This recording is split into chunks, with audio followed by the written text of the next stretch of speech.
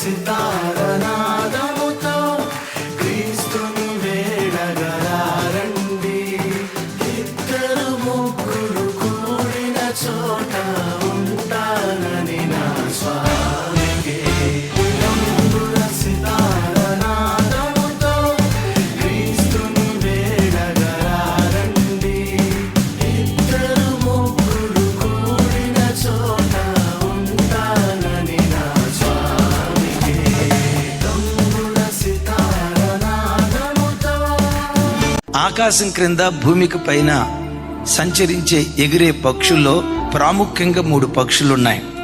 Number 1 పావురం, number 2 పక్షిరాజు, number 3 శంకుబుడి కొంగ.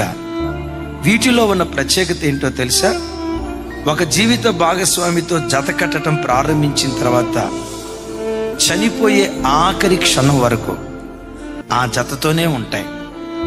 వన్స్ ఒక జత కట్టిన తర్వాత చనిపోయే వరకు ఆ రెండే కలిసి ఉంటాయి. అద్భుతం. మనుషుల్లో కూడా ఈ నీతి విలువ లేదేమో. భార్య చనిపోతే 2వ వివాహం దేవుని వాక్యం అంగీకరిస్తుంది, ఒకవేళ వాళ్ళు చేసుకోవాలనుకుంటే. భర్త చనిపోతే 2వ వివాహం దేవుని వాక్యం అంగీకరిస్తుంది, ఒకవేళ వాళ్ళు చేసుకోవాలనుకుంటే. కానీ భర్త బ్రతికొండగా, భార్య బ్రతికొండగా ఒక పురుషుడు అక్రమ దారులకు వెళ్ళటం అది అక్రమ సంబంధం.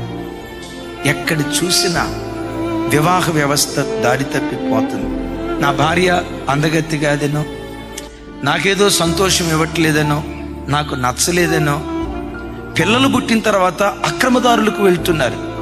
మనుషుడ విను, బోధించే నేను, వింటున్న మీరు.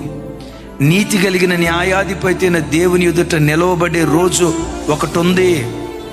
నీవు చేసిన ప్రతి చర్యను బట్టి, దేహంతో జరిగించిన ప్రతి పనిని బట్టి